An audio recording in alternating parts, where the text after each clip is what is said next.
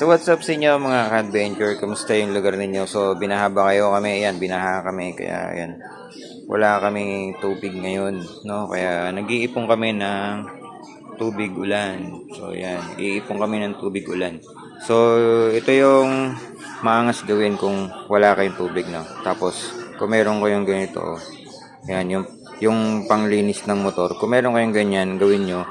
Yan yung gawin yung pangsala. So, ayan. Inilublob ko lang yung pansala dito sa palanggana. Tapos, hinigop ko yung tubig pababa dun sa container, dun sa drum. So, ayan. Tumutulo yan, guys. Kita nyo. So, makakaipon na tayo ng tubig. Diba? So, yan yung maangas gawin kapag wala kayong tubig. At tubig ulan lang ang inaasahan ninyo sa panahon ng bagyo. Okay? So, yan lang. Peace out.